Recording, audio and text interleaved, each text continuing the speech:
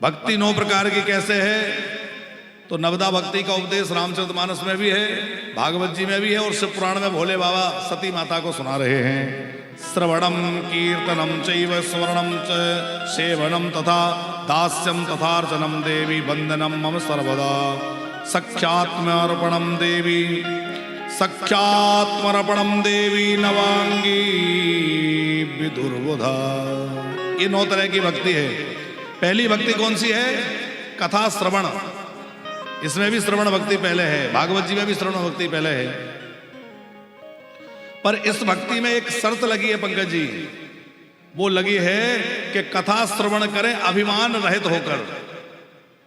जब व्यक्ति अहंकार करता है तो उसको कथा का श्रवण का ठीक से लाभ नहीं मिलता। दूसरी भक्ति है कीर्तन। कीर्तन भक्ति तब सफल होगी जब हम संकोच त्याग कर, कई बार हमें लगता है अरे लोग क्या कहेंगे, पता नहीं कोई क्या सोचेगा, तो हम कीर्तन करने में भी सक्षाते हैं। कितना भी कहो कि भाई कीर्तन करो, कीर्तन हो रहा है कथा में, कई लोग तो ऐसे बैठ रहे थे, अरे हम इतने बड़े आदमी कहां ताली बजाएं, कहां नाचें। भगवान के कीर्तन में नाचने में भाई संकोच कैसा? अच्छा, कीर्तन का उल्टा करो तो क्या होगा? नर्तकी। कीर्तन को उल्टा करके लिखो नर्तकी। और नर्तकी कौन है? नर्तकी है माया। माया कैसी नर्तकी है? बोले खुद भी नाच रही है और सब दुनिया को नचा रही है, सब जग को रही नचाए है? तो सारी दुनिया को नचाने वाली भगवान की माया है। उस सारे जगत को नचाने वाली माया से जिसको बचना है तो वो उस नर्तकी का उल्टा कर दो, बोले कीर्तन करना शुरू कर दो तो भगवान की माया से बच जाओगे। संकोच त्याग कर। तीसरी भक्ति है स्मरण, और इसमें बाधा है इच्छाएं। बहुत ज्यादा इच्छाएं मन में होंगी तो स्मरण सफल नहीं होगा। मन में भगवान का स्मरण कर रहे हैं पर मन में लग रहा है भोले बाबा ऐसा काम हो जाए, भोले बाबा वैसा काम हो जाए। भगवान शंकर जी कहेंगे और क्या, हम तुम्हारे काम करवाने के लिए बैठे हैं। हम मंदिर में गए और हमने मांग पत्र सुनाया, स्तुति कम और मांगे ज्यादा। अच्छा विचार करो, हमें जो मिला है वो क्या कम है? पंकज जी, जितना हमें प्राप्त है उतना प्राप्त करने के लिए लाखों लोग तरस रहे हैं। सबके लिए कह रहे हैं हम ये बात। हर व्यक्ति इस बात को विचार करे कि मुझे जो मिला है उतना प्राप्त करने के लिए लाखों लोग तरस रहे हैं, फिर भी हम हर दिन रो रहे हैं, फिर भी दुखी हैं। सुख है, संपत्ति है, घर है, मकान है, गाड़ी है, साधन है, सुविधा है, फिर भी मरे जा रहे हैं, सुखी नहीं है, रोए जा रहे हैं। हमें रोने की आदत ही पड़ गई है।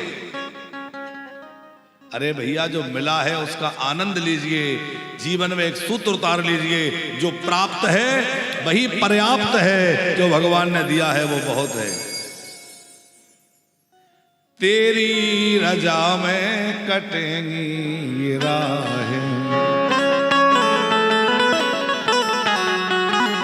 हो तेरी रजा में कटेंगी ये राहें, तेरी रजा में कटनी है राहें। अब दे दो सजाया नाम, अब दे दो सजाया नाम, मेरे अलबेला दे दो सजाया नाम, मेरे अलबेला। हो अलबेले राम, मेरे अलबेले राम, अलबेले राम, मेरे अलबेले राम, अलबेले राम, मेरे अलबेले राम। तेरी मर्जी का, तेरी मर्जी का मैं हूँ गुलाम, मेरे अलबेले राम, तेरी मर्जी का मैं हूँ गुलाम, मेरे अलबेले राम। जय हो।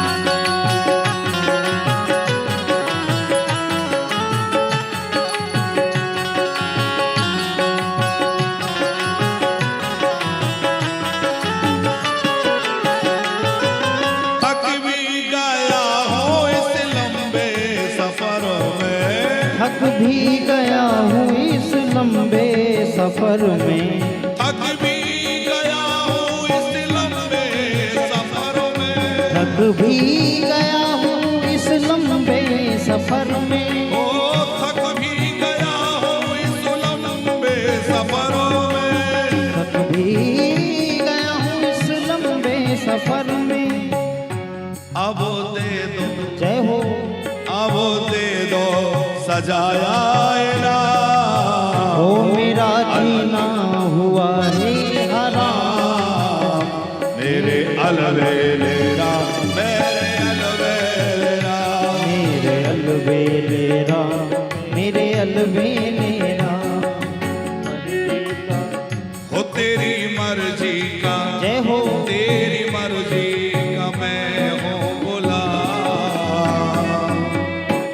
अरे अलवेलेरा, मेरे अलवेलेरा, अलवेलेरा, मेरे अलवेलेरा, ओ अलवेलेरा, मेरे अलवेलेरा, अलवेलेरा, मेरे अलवेलेरा, ओ अलवेलेरा, मेरे अलवेलेरा, अलवेलेरा, मेरे मेरा। अब दे दो सजा या इनाम, अब दे दो सजा या इनाम, ओ मेरे अलवेलेरा। तीसरी भक्ति है स्मरण। स्मरण भक्ति में हमारी इच्छाएं बाधा बनती हैं।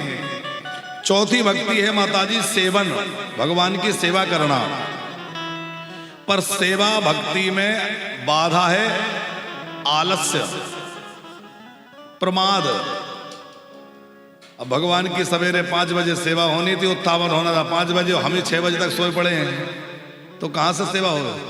सेवा का समय हो रहा है, हम सोच रहे हैं अरे अब ठीक है, थक गए हैं, कर लेंगे, अभी तो आए हैं, अभी तो लेटे हैं। तो सेवा, जो खुद के सुख का विचार करे वो सेवा नहीं कर सकता। तो सेवा भक्ति में आलस्य त्याग कर सेवा हो। श्रवण, कीर्तन, स्मरण, सेवन, और 5वीं भक्ति है दासता। मेरे स्वामी है भगवान और मैं उनका दास हूं। तो दास में तो भैया अभिमान ना हो, दीनता हो। यदि दीनता नहीं होगी तो दास भक्ति सफल नहीं होगी। अत्यंत दैन्य होना चाहिए कि मैं तो कुछ भी नहीं हूं। तृणादपि सुनीचेन, मैं तो तृण से भी ज्यादा छोटा हूं, ऐसा जो माने वो इस भक्ति को कर सकता है। 6वीं भक्ति है अर्चन, भगवान का पूजन और अर्चन। पर इसमें ध्यान रखना है कि लोभ ना रहे। लोभ के कारण पूजा अर्चन भक्ति सफल नहीं हो पाती।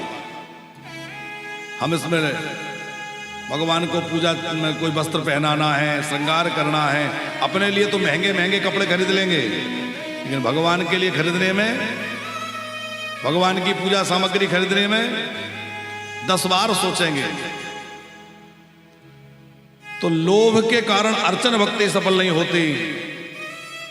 फिर है बंधन, और बंधन भक्ति जो है इसमें अहंकार बाधा बनता है।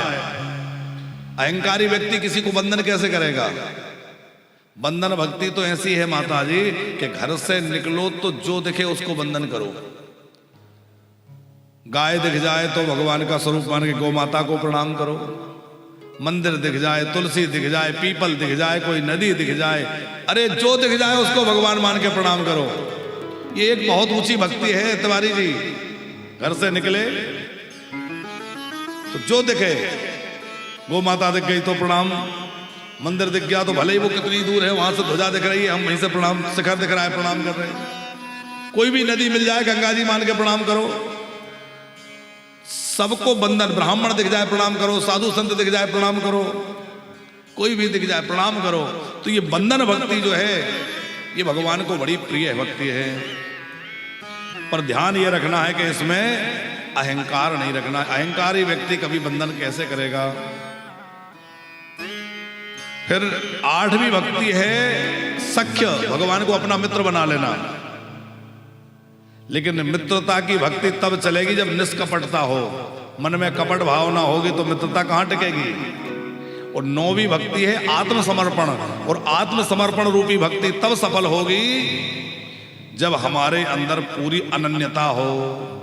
शरणागति में एक विशेष बात होनी चाहिए, ना अन्य, हमारा अब और कोई नहीं है, केवल और केवल एक ही है। वो शरणागति तब सफल होगी, अनन्यता। तो भगवान शंकर कह रहे हैं, देवी तीनों लोकों में भक्ति जैसा सुगम मार्ग नहीं है। भगवत प्राप्ति के मार्ग तो अनेक हैं, पर सबसे ज्यादा सरल मार्ग कौन सा है?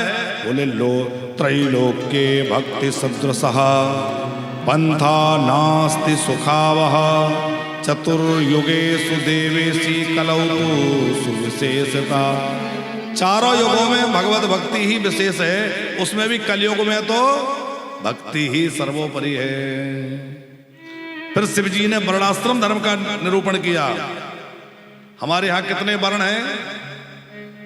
4। और आश्रम कितने हैं? 4। ब्रह्मचर्य, गृहस्थ, वानप्रस्थ और सन्यास, 4 आश्रम हैं। और ब्राह्मण, क्षत्रिय, वैश्य, शूद्र 4 वर्ण हैं। देखो जाति पाति है तो बाद में बनी, जाति जो बनी वो कर्मों के हिसाब से बढ़ गई।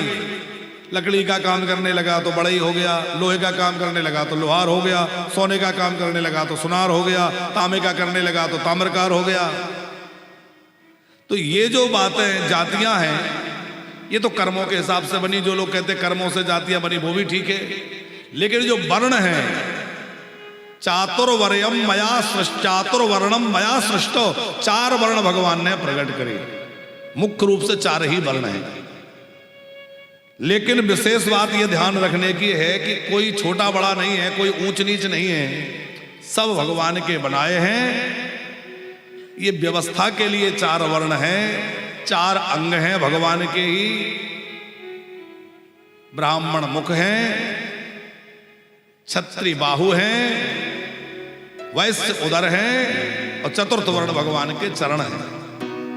तो कहीं भगवान से अलग तो कोई नहीं है, भेद तो नहीं है। आज जो सनातन एकता यात्रा निकाली जा रही है, इसका भी उद्देश्य यही है कि भाई आज हम लोग जो जातियों में बटे हुए हैं और जो राजनीति करने वालों ने और ज्यादा बांट दिया, अब तो जातिगत जनगणना भी हो रही है। और जिस कार्यालय में जाओ पहले जाति पूछी जाती है, तो उससे ज्यादा भेदभाव बढ़ रहा है। और आज हमें आवश्यकता है कि सब प्रकार से भेदभाव मिटा करके और सबको एक हो जाना चाहिए। हम सब सनातनी एक हैं। पंकज जी, सीधा सूत्र है, रोटी बेटी अपने वर्ण में और प्रेम सबसे करें। समझ में आई बात? तो फिर भगवान शंकर ने कहा, देवी ये भक्ति ही मेरी माँ है। बड़े प्रेम से भक्ति का उपदेश कर रहे हैं। और घर में ही रह के पति पत्नी ऐसे ही सत्संग करें तो आप बताओ क्या घर ही स्वर्ग नहीं बन जाएगा? घर में पति पत्नी संसार की चर्चा करेंगे, ये खरीदना है, वो लेना है, ये करना है, वहां जाना, ये बातें करेंगे, पर संसार भगवान की चर्चा कितनी होती है? भगवत चर्चा करें,